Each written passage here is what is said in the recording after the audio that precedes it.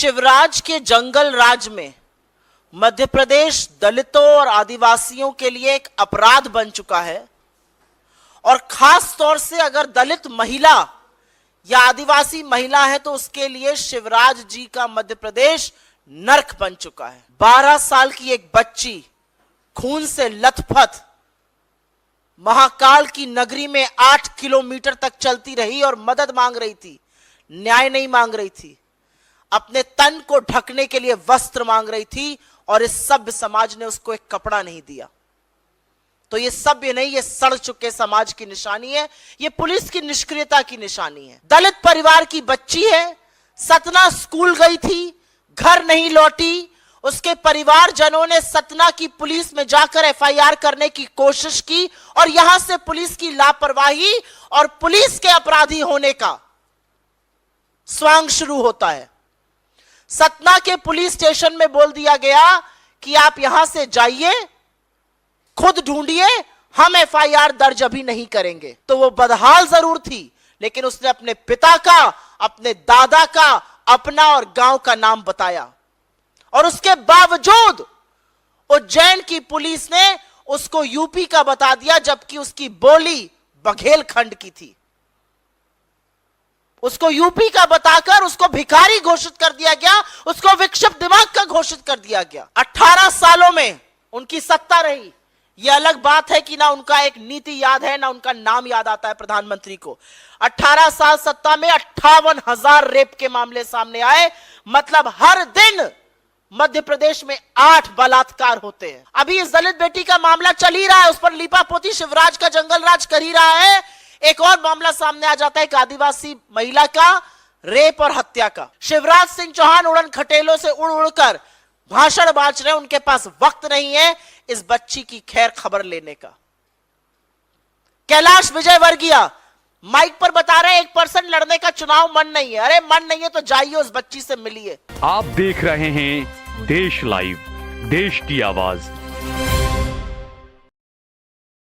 कुछ ऐसे तथ्य सामने आए हैं मध्य प्रदेश से जिसके आधार पर यह कहना पड़ रहा है कि शिवराज के जंगल राज में मध्य प्रदेश दलितों और आदिवासियों के लिए एक अपराध बन चुका है। और खास तौर से अगर दलित महिला या आदिवासी महिला है तो उसके लिए शिवराज जी का मध्य प्रदेश नर्क बन चुका है। आप सबने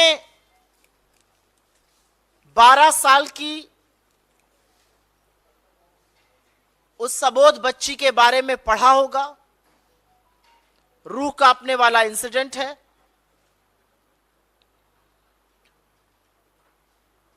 सरकार की कमी, पुलिस की निष्क्रियता के बारे में अभी हम चर्चा करेंगे, लेकिन मुझे लगता है कि सभ्य समाज में 12 साल की एक बच्ची खून से लथपथ महाकाल की नगरी में 8 किलोमीटर तक चलती रही और मदद मांग रही थी, न्याय नहीं मांग रही थी, अपने तन को ढकने के लिए वस्त्र मांग रही थी और इस सभ्य समाज ने उसको एक कपड़ा नहीं दिया।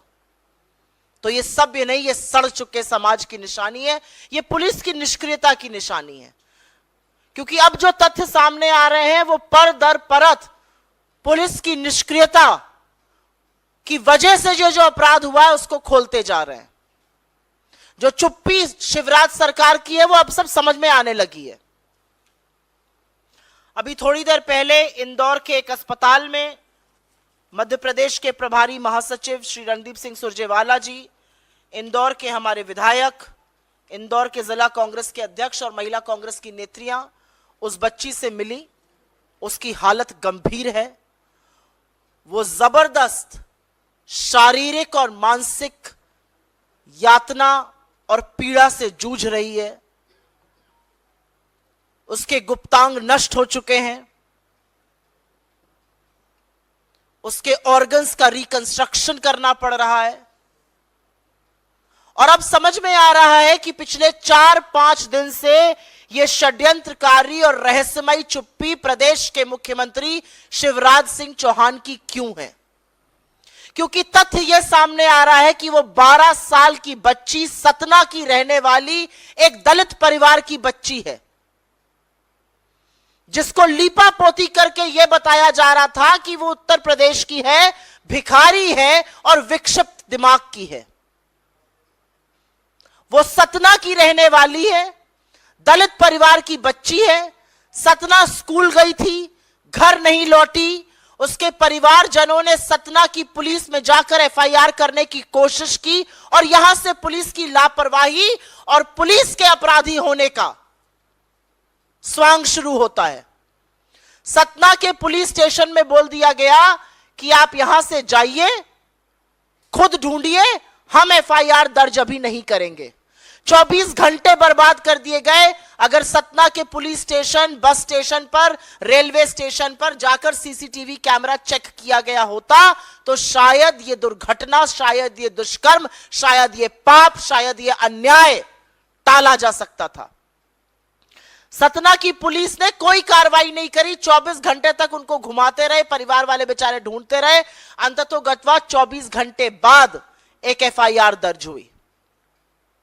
उसके बाद 2 दिन तक अखबार में खबरें आती रही कि एक बच्ची के साथ ऐसा ऐसा हो गया है, लेकिन सतना के पुलिस अधिकारियों ने, सतना के पुलिस महकमे ने यह जानने की कोशिश नहीं करी कि क्या यह वो बच्ची तो नहीं है जो गुमशुदा है सतना से। यह जानने की कोशिश नहीं हुई। आज सरकार से सवाल है, करीब 700 किलोमीटर की दूरी है सतना और उज्जैन में, 13 घंटे लगते हैं गाड़ी में सबसे अच्छे रूट से चलने में। यह बच्ची वहां कैसे आई? इसको अगवा किया गया, इसका अपहरण हुआ। 12 साल की बच्ची अपने आप नहीं आ सकती है। तो 2 दिन तक अखबार में खबरें आती रहीं, इस पर कोई कार्रवाई नहीं करी गई। सतना की पुलिस पूरी तरह से निष्क्रिय रही। उसके बाद शुरू होता है उज्जैन की पुलिस का पाप। उज्जैन की पुलिस ने crime and criminal tracking network system को ही अगर खंगाल लिया होता तो 12 साल की बच्ची के गुमशुदा होने की खबर मिल जाती और पता चल जाता ये बच्ची कौन है, उसकी तफ्तीश की जाती। उन्होंने ऐसा नहीं किया। वो 12 साल की बच्ची खून से लथपथ जब अंततोगत्वा उज्जैन की पुलिस के पास पहुंची तो वो बदहाल जरूर थी, लेकिन उसने अपने पिता का, अपने दादा का, अपना और गांव का नाम बताया। और उसके बावजूद उज्जैन की पुलिस ने उसको यूपी का बता दिया, जबकि उसकी बोली बघेलखंड की थी। उसको यूपी का बताकर उसको भिखारी घोषित कर दिया गया, उसको विक्षिप्त दिमाग का घोषित कर दिया गया। वो बच्ची जो 8 किलोमीटर पैदल चल के न्याय की गुहार लगाती रही, जिसने अपना नाम सही बताया, इस हालत में पिता का नाम बताया, दादा का नाम बताया, उसको दिमागी रूप से विक्षिप्त और भिखारी घोषित कर दिया गया। जबकि उस बच्ची ने स्कूल यूनिफॉर्म पहनी हुई थी। जिस बच्ची ने स्कूल यूनिफॉर्म पहनी थी उसको किस तरह से दिमागी रूप से विक्षिप्त घोषित किया गया, भिखारी घोषित किया, यह भी सवाल है। अगर आप एफआईआर पढ़िए तो बेकार की बातें उसमें लिखी। उसके पिता और दादा का नाम एक करके छाप दिया गया है। यह कह दिया गया है वो मंदिर के पास घूमकर खाना मांग रही थी, बल्कि सच्चाई है कि जब वो पहुंची उसी दिन उसके साथ दुष्कर्म हो गया था। तो सवाल यह है कि शिवराज सिंह चौहान, नरोत्तम मिश्रा, वहां के गृह मंत्री चुप क्यों हैं? इतने दिन बाद भी 5 दिन बीत गए, आज भी उस बच्ची की टोह लेने भाजपा का एक नेता नहीं गया है। एक बहुत बड़े नेता हैं जिनका काम अब हाथ जोड़ के वोट मांगना थोड़ा ही है, हेलीकॉप्टर से रैली एड्रेस करना है। कैलाश विजयवर्गीय जी इस अस्पताल से 1 किलोमीटर की दूरी पर रहते हैं, लेकिन उस बच्ची की टोह लेने, उस बच्ची की खबर लेने ना मुख्यमंत्री गए, ना गृह मंत्री गए और ना कैलाश विजयवर्गीय गए, जो लोकल हैं और वहां पर पास में रहते हैं। यह बात करते हैं महिला सशक्तिकरण की। एक दलित बच्ची के साथ दुष्कर्म हुआ, उसकी लीपापोती करने की कोशिश करी गई, उसको यूपी का बताने की कोशिश करी गई, उसको भिखारी और विक्षिप्त बताने की कोशिश की गई। देश के प्रधानमंत्री के मुंह से एक शब्द नहीं निकला। बड़ा वंदन अपना करा रहे थे महिला आरक्षण बिल पास कराकर, देश के गृह मंत्री मौन है। एक महिला बाल विकास मंत्री है इस देश में, वो मुहूर्त और समय देखकर बोलती हैं सिर्फ और सिर्फ राहुल गांधी जी के खिलाफ, चुप है। महिला आयोग चुप है, एनसीपीसीआर की चुप्पी बर्दाश्त नहीं हो रही है, यह बाल संरक्षण आयोग क्यों चुप बैठा हुआ है? ये सब लोग मौन हैं, ये सब लोग चुप हैं, लेकिन एक दलित बच्ची के साथ वो दुष्कर्म हुआ है जो अमानवीय है, जिसको सोचकर आपकी हाड़ कांप जाएगी। इन लोगों के पास बड़े बड़े इश्तिहार मध्य प्रदेश में लगाने का टाइम है, पैसा है। हेलीकॉप्टर से घूम घूम कर, उड़न खटोले से घूम घूम कर खूब रैली और भाषण बांटने का टाइम है। इनके पास कार्यकर्ता महाकुंभ करने का वक्त है, लेकिन इनके पास यह वक्त नहीं है कि उस अबोध बच्ची की टोह ली जा सके, उसके परिवार को सांत्वना दी जा सके, प्रशासन और पुलिस से उसके परिवार को वहां बुलाया जा सके। अंततोगत्वा अखबार में फोटो देखकर उसके दादा पुलिस में गए और उन्होंने कहा यह हमारी बच्ची है। क्यों छुपाया जा रहा है कि वो दलित परिवार की है? क्यों छुपाया जा रहा है कि वो सतना की है? क्यों छुपाया जा रहा है कि पुलिस की निष्क्रियता और पुलिस के चलते, पुलिस और प्रशासन का फेलियर है कि उस लड़की के साथ यह हुआ?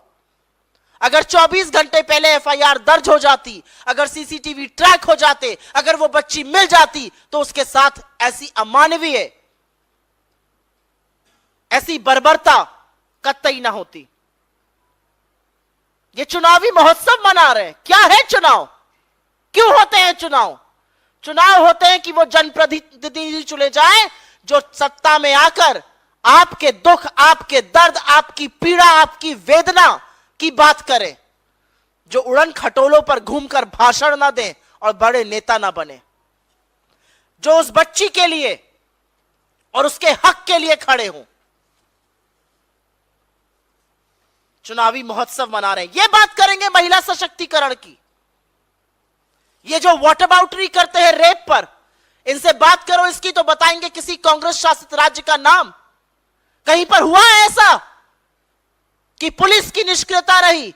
पुलिस ने ना crime and criminal tracking network system देखा, ना सीसीटीवी कैमरा देखे, ना उसकी सही जगह की शिनाख्त करी गई, उसको भिखारी और विक्षिप्त दिमाग का बता दिया गया।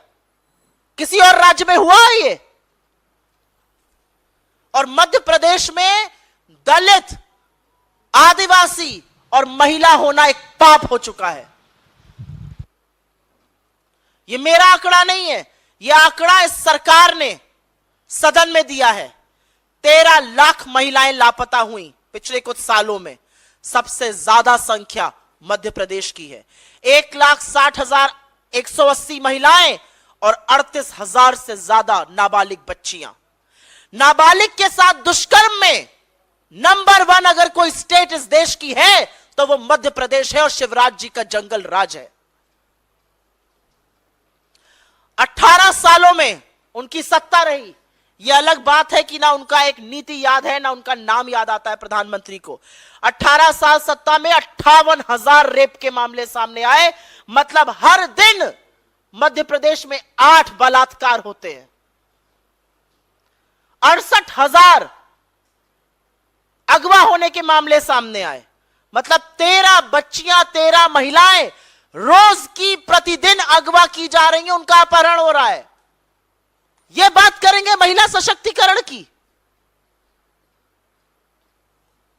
असलियत यह है कि चाहे आदिवासी के सिर पर पेशाब करने का मामला हो जो भाजपा के नेता ने किया मध्य प्रदेश में, चाहे इस दलित बेटी के साथ यह मामला हो, चाहे आज सवेरे अभी इस दलित बेटी का मामला चल ही रहा है, उस पर लीपापोती शिवराज का जंगल राज कर ही रहा है, एक और मामला सामने आ जाता है एक आदिवासी महिला का रेप और हत्या का।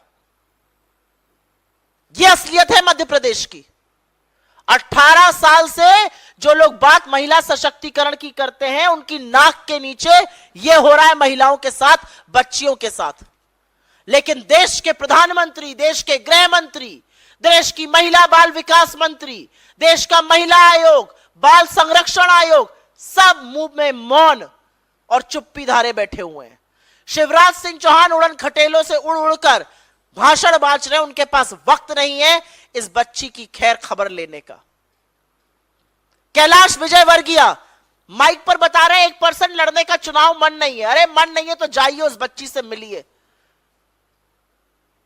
कहां से न्याय की उम्मीद की जाए, यह सवाल आज आप जैसे लोगों से मीडिया के माध्यम से पूछना बनता है। न्याय की उम्मीद, न्याय की गुहार कहां लगाई जाए, यह असलियत है।